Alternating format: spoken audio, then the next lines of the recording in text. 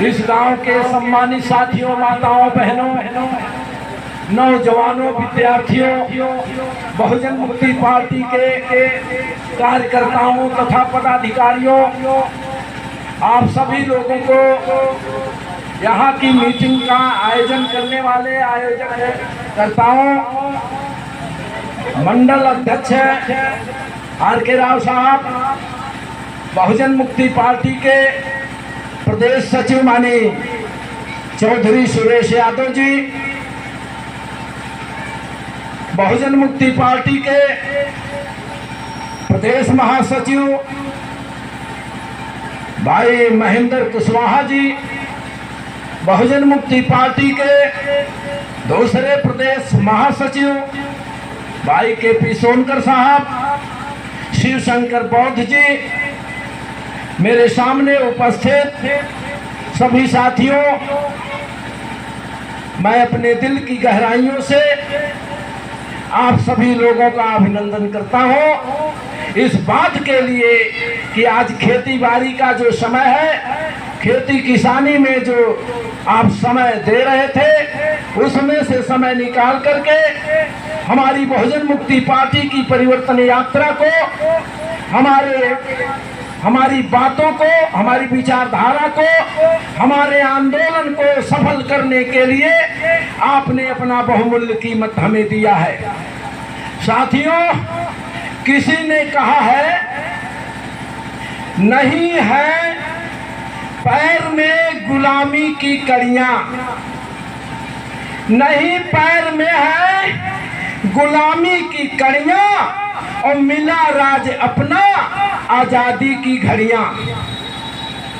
नहीं पैर में है गुलामी की कड़ियां, और मिला राज अपना आजादी की घड़ियां, मगर ये आजादी शहजादी महल की, मगर आजादी तो मिली कहने के लिए, लेकिन मगर ये आजादी शहजादी महल की, बड़े घरों में महलों में चली गई, मगर ये आजादी शहजादी महल की, तरसती गरीबों की लाखों झोपड़ियां, तरसती गरीबों की लाखों झोपड़ियां। साथियों, कैसे कहूं ये है कुदरत के खेले, कैसे कहूं ये है कुदरत के खेले, और लगाए हैं इंसान नफरत के मेले।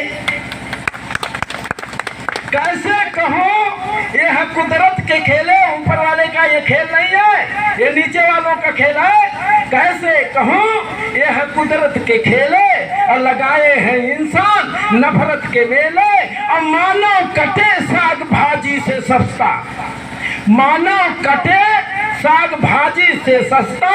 अरे जिम्मेवार है गांधी तेरे ही चेले, जिम्मेवार है गांधी तेरे ही चेले, जिम्मेवार है गांधी तेरे ही चेले।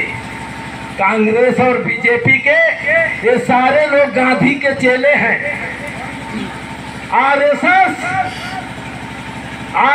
जो है ये गांधी के द्वारा बनवाई हुई है। आपको बता दो तो कांग्रेस आरएसएस की मां है। इस बात को समझना होगा गहराई से मूल निवासी साथियों, माताओं, बहनों। तो इसलिए सारे इनके चेले चपेटे हैं, और आज इस देश के ये हुक्मरान बन बैठे हैं। ये देश हमारा था, इस देश के ये मालिक बन बैठे हैं, ये हुक्मरान बन बैठे हैं, राजा बन बैठे हैं। ये देश हमारे पुरखों का है, इस देश के मालिक हमारे बाप दादा पुरखे थे। इस देश की धन धरती ये हमारे लोगों की है। लेकिन आज हमारे बाप दादा इस देश के मालिक थे, हुक्मरान थे, और आज की डेट में उन्हीं की वंशज इन विदेशियों की गुलाम है। ये परिस्थितियां समझना होगा साथियों। मैं इतिहास में ज्यादा न जाकर के वर्तमान जो परिस्थितियां पैदा हुई, अभी हमारे साथियों ने बताया कि ये कांग्रेस और बीजेपी दोनों जुड़वा भाई हैं, एक ही सिक्के के दो पहलू हैं। कांग्रेस आती है तो बीजेपी जाती है, बीजेपी आती है तो कांग्रेस जाती है। ये इन लोगों ने सिस्टम लागू किया है। भारत में दो दलीय सांसदीय जनतंत्र है। कांग्रेस और बीजेपी के लोगों ने आपसी सहमति से इस देश में दो दलीय जनतांत्रिक सांसदीय जनतंत्र था, उस जनतंत्र को इन्होंने राजतंत्र में बदल दिया है। साथियों, ये पार्टियां, ये दोनों पार्टियां, हमारे साहब बोलते हैं, एक राजा राम है, एक सीताराम है। राजा राम आते हैं, सीताराम जाते हैं, सीताराम आते हैं, राजा राम जाते हैं। कहने का मतलब कांग्रेस आती है तो बीजेपी जाती है, बीजेपी आती है तो कांग्रेस जाती है। दोनों बारी बारी से हमारे ऊपर ये हुकूमत कर रहे हैं, ये शासक वर्ग बन बैठे हुए हैं। साथियों, ये म्यूचुअल अंडरस्टैंडिंग इनकी है, जिसके आधार पर इन्होंने दो दलीय संसदीय जनतंत्र में एक रूलिंग पार्टी होती है और एक अपोजिशन की पार्टी होती है। लेकिन यहाँ अब अपोजिशन नाम की कोई पार्टी नहीं रह गई है साथियों। इसलिए ये दोनों मिलकर के भारत के मूल निवासियों पर ये लोग राज कर रहे हैं। इसलिए बहुजन नायक मान्यवर कांशीराम साहब ने कहा था कि एक सांपनाथ है, एक नागनाथ है। एक सांपनाथ है, एक नागनाथ है। इसलिए मेरे लोगों, इन दोनों के पास मत जाना, ये हमारे दुश्मन हैं। हमारे महापुरुष ने हमको अवगत कराया था, लेकिन आज हम गड़बड़ हो गए हैं। आज हम जो है, हम गुमराह हैं। हमें दोस्त और दुश्मन की पहचान नहीं है। आज हम दुश्मनों को हम मजबूत कर रहे हैं और उनको हम इस देश का हुक्मरान बना करके रखे हैं।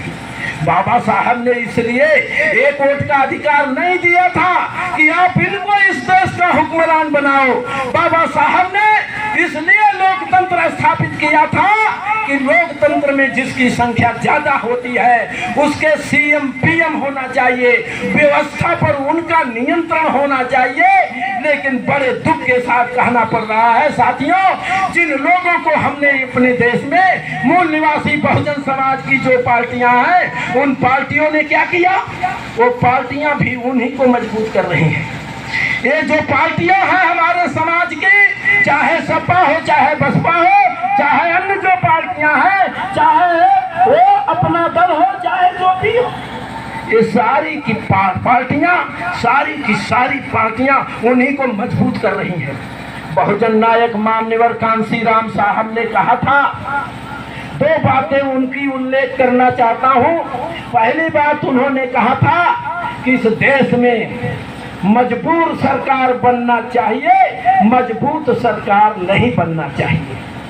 हमारे लोग पूछते थे, साहब अरे ये क्या कह रहे हैं, मजबूर सरकार क्यों बनना चाहिए, अरे मजबूत सरकार क्यों नहीं बनना चाहिए। तो साहब बताते थे, जब मजबूत सरकार बन जाती है तो वो पूंजीपतियों और बड़े घरानों को, भारत की आजादी जिन महलों में, जिन बड़े घरानों में चली गई, उन्हीं के लिए काम करती है। वो सरकार उन्हीं के लिए काम करती है, गरीब, लाचार, बेकार, बेसहारा और सर्वहारा के लिए काम नहीं करती है, मजलूमे के लिए काम नहीं करती है। इसलिए मजबूत सरकार मत बनने देना। इसलिए इस देश में मेरे लोगों मजबूत सरकार मत बनने देना। और दूसरी बात उन्होंने कहा था कि वोट हमारा और राज तुम्हारा नहीं चलेगा। बहुजन नायक मान्यवर कांशीराम ने कहा था, हम भूल गए कि वोट हमारा है 85% का और राजा कौन बनता है 15% का। तो उन्होंने कहा था, वोट हमारा राज तुम्हारा नहीं चलेगा। साहब के इस बात को काउंटर किया इन लोगों ने, और इन्होंने क्या किया, मैं थोड़ा सा पीछे चलना चाहता हूँ। कहा जाता है कि फूट डालो राज करो। इस देश में मनवादियों की नीति रही है। मनवादियों ने इस देश में हमेशा फूट डाला और राज करा। उन्होंने कहा डिवाइड एंड रूल। ये अंग्रेजों की नीति नहीं है साथियों। हमको बताया जाता है कि अंग्रेजों की नीति क्या थी कि डिवाइड एंड रूल, फूट डालो राज करो। ये अंग्रेजों की नीति नहीं थी। यहाँ के मनवादियों 3.5% लोगों की ये नीति है। क्यों? आप थोड़ा और पीछे चलो। डिवाइड एंड रूल किया इन्होंने। मूल निवासी बहुजन समाज को 6,743 जातियों में बांटा। क्रमिक असमानता लगाया, भेदभाव, ऊंच नीच, छुआछूत की भावना पैदा किया। और ये जो हाथी के समान विशाल बहुजन समाज है, उस पर आज ये फूट डालो राज करो की नीति अपनाकर आज हाथी का महावत कौन बना है? एक चींटी बनी है, एक चींटी बनी है। इस बात का एहसास करना चाहिए। तो आज साथियों क्या है, इन्होंने कहा कि फूट डालो राज करो, तो ये फूट डाला, हमको टुकड़ों टुकड़ों में बांट दिया, हमको जातियों जातियों में बांट दिया। मूल निवासी बहुजन समाज को इन्होंने कमजोर कर डाला और हमारे ऊपर आसानी से ये आज राज कर रहे हैं। साथियों, जब बहुजन नायक मान्यवर कांसी राम साहब ने हमारे अंदर सामाजिक और राजनैतिक चेतना पैदा किया, तो इन्होंने क्या किया? वो नारा बदल दिया। नारा क्या किया? इन्होंने बदल दिया। क्या कहा? Unite and rule. Divide and rule को बदल दिया unite and rule. Unite and rule, इन्हीं गुलामों को इकट्ठा करो। जब कांसी राम साहब की विचारधारा से राजनीतिक चेतना हुई, तो हमारे समाज में, बहुजन समाज में भी हजारों पार्टियां हो गई। जब हमारे समाज में हर जाति में पार्टी हो गई और हजारों पार्टियां मूल निवासी समाज की हो गई, SC, ST, OBC माइनॉरिटी समाज की हो गई, तब इनको डर लगा कि ये सारी पार्टियां कहीं इकट्ठा होकर के हमारी व्यवस्था को ध्वस्त न कर दें।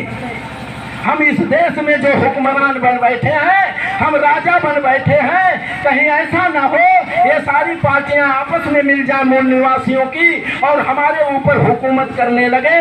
तो इसलिए साथियों, उन्होंने क्या किया? हमारी पार्टियों को ऑफर दिया और क्या नीति अपनाई? इन्हें संगठित करो, इन पार्टियों को यूनाइट करो, इन पार्टियों को इकट्ठा करो और इन्हीं पार्टियों के बदौलत इस देश में राज करो और इनके ऊपर गुलामी थोपो।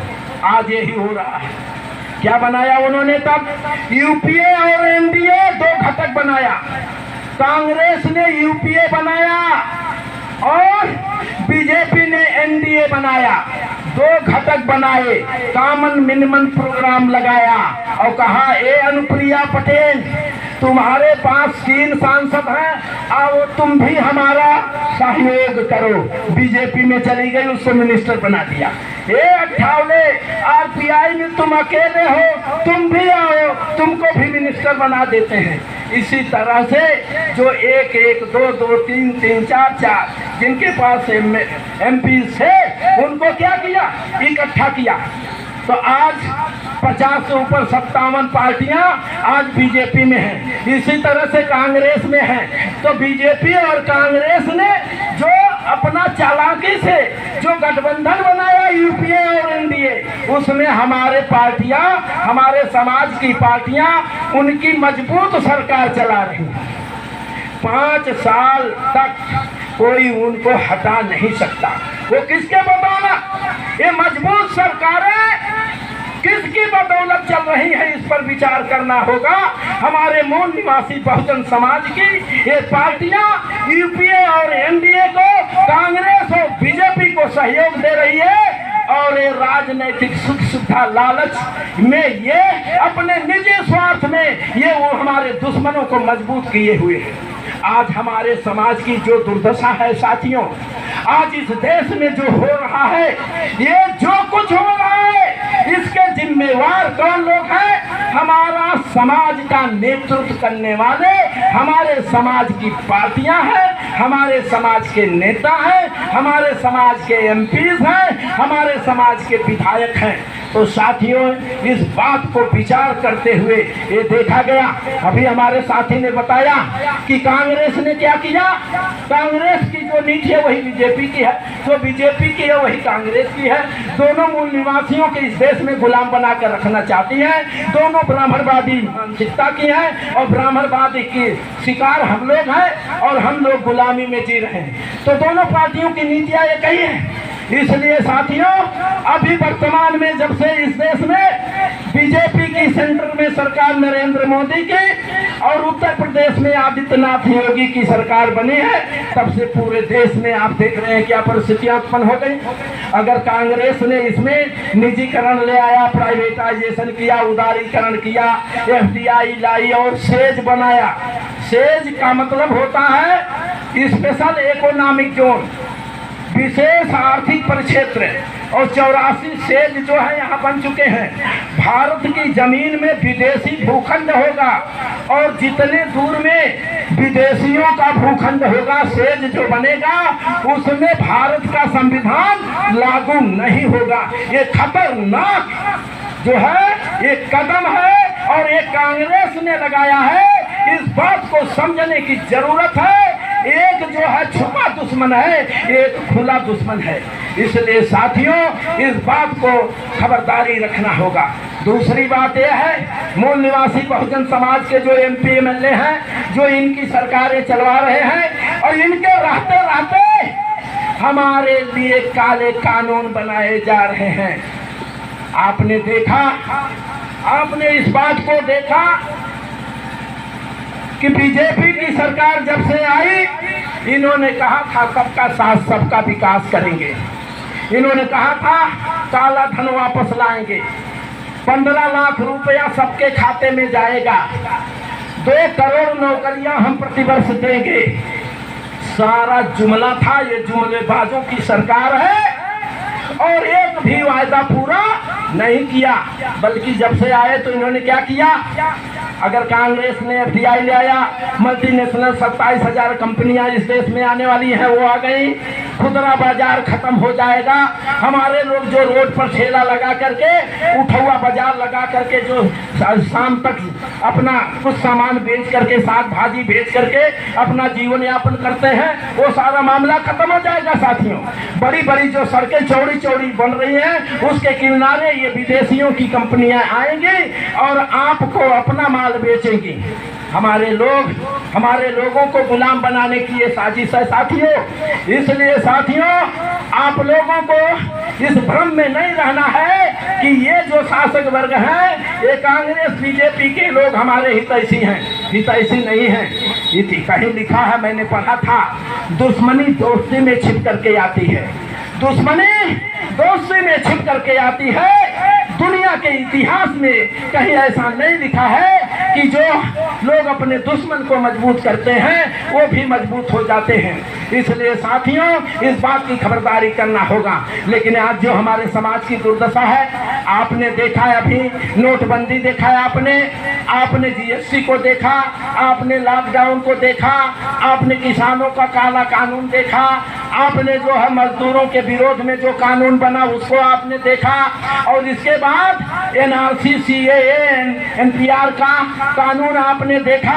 ये जब से बीजेपी के लोग आए हैं, इस देश में त्राही त्राही मचा हुआ है। हर आदमी डरा और सहमा हुआ है। ऐसी परिस्थितियों को, ऐसे जंगल राज हो गया है। हाँ, इस देश में जो है गुंडा का राज हो गया है। बीजेपी और आरएसएस के गुंडे इस देश में मॉब लिंचिंग का काम कर रहे हैं। हमारी माताओं बहनों की इज्जत लूटी जा रही है। छोटी छोटी बच्चियों की इज्जत नहीं बच रही है। इसलिए साथियों, ये मैं कहना चाहता हूँ, ऐसी सरकारों को उखाड़ कर फेंकना होगा। क्यों? हम मूल निवासी हैं, हमारी संख्या 85 है। इसलिए साथियों, इन लोगों को सबक सिखाना होगा, इनको वोट नोट सपोर्ट नहीं देना होगा। और हमारे समाज की जो पार्टियां हैं, जो इन्हीं की व्यवस्था को मजबूत कर रही हैं, जो इनकी कानून बैठ करके पार्लियामेंट में बनवाती हैं, असेंबली में बनवाती हैं, ये हमारे समाज की जो दुर्दशा आज हो रही है, जो आज महंगाई चरम सीमा पर है, कमर तोड़ महंगाई है, हमारा किसान मजदूर लाचार बेकार हो गया है, आर्थिक स्थिति सबकी चरमरा गई है। आज जो है लोग जो है भय और आतंक में जी रहे हैं। इन परिस्थितियों से उबरना होगा, इन परिस्थितियों का फेस करना होगा। और बहुजन मुक्ति पार्टी आपके लिए आजादी का आंदोलन चला रही है। साथियों, आप हमको समर्थन दे रहे हैं, आपका बड़े पैमाने पर हमें समर्थन मिल रहा है। तो बहुजन मुक्ति पार्टी केवल पार्टी नहीं है। आप सपा बसपा ने 4 बार यहाँ हुकूमत किया, 4 बार जो है उनकी हुकूमत थी उत्तर प्रदेश में, लेकिन आपने देखा मजबूत कौन हुआ? उनकी पार्टियों में हमारे लोग मजबूत नहीं हुए, मुसलमान भाई मजबूत नहीं हुआ, अनुसूचित जाति जनजाति का आदमी मजबूत नहीं हुआ, ओबीसी का आदमी मजबूत नहीं हुआ। कौन लोग मजबूत हुए? यही लोग मजबूत हुए।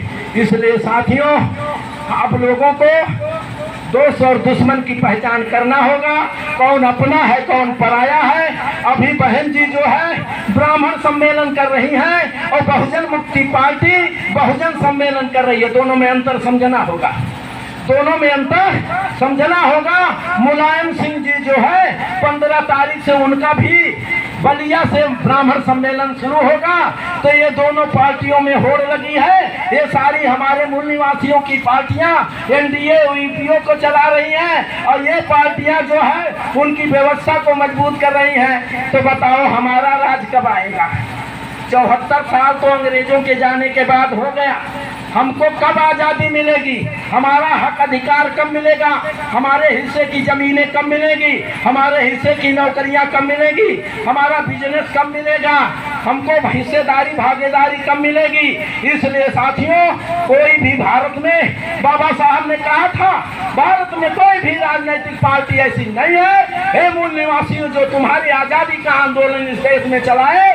तो साथियों, हम लोगों ने इस बात को समझा, बहुजन मुक्ति पार्टी आपके आजादी का आंदोलन चलाना चाहती है। हम चला रहे हैं। 6 जुलाई से हमारी 5 परिवर्तन यात्राएं चल रही हैं। हम मैदान में डटे हुए हैं। हम सड़क से संसद तक लड़ाई लड़ेंगे और हम उम्मीद करते हैं कि आप हमको सपोर्ट करेंगे। निश्चित रूप से इस देश में बहुजन मुक्ति पार्टी की सरकार होगी, क्योंकि इन पार्टियों से, चाहे शासक वर्ग की पार्टियां हो, चाहे मूल निवासियों की पार्टियां हो, सारी पार्टियों से समाज के लोग उब गए हैं। उनका विश्वास उनके प्रति समाप्त हो गया है। अब हमारी ओर लोग आशा की निगाहों से देख रहे हैं। हर जगह से हमको पूरे देश से फोन आ रहे हैं, पूरे प्रदेश से लोग कह रहे हैं कि सर आप ही लोग जो है हम लोगों को आजाद करा पाएंगे। हमारे प्रति इनकी आशा उम्मीद है और हमको समर्थन भी दिया जा रहा है। बड़े पैमाने पर हमको जिस तरह का समर्थन मिल रहा है, मैं उम्मीद करता हूँ मेरा मनोबल बढ़ता जा रहा है, बहुजन मुक्ति पार्टी का मनोबल बढ़ रहा है कि आने वाले दिन में इस देश ये हमारा होगा, हम ही इसके हुक्मरान होंगे। बाबा साहब ने हमको हुक्मरान बनाने की बात कही थी। उन्होंने कहा था जाओ अपने दीवारों पर लिख दो तुम्हें इस देश का मालिक बनना है। तो बहुजन मुक्ति पार्टी आपको इस देश का हुक्मरान मालिक बनाना चाहती है। इसलिए साथियों, आप बहुजन मुक्ति पार्टी को समर्थन देंगे। 2022 के चुनाव में आप जो है अपना वोट नोट सपोर्ट दे करके बहुमत की सरकार उत्तर प्रदेश में बनवाएंगे।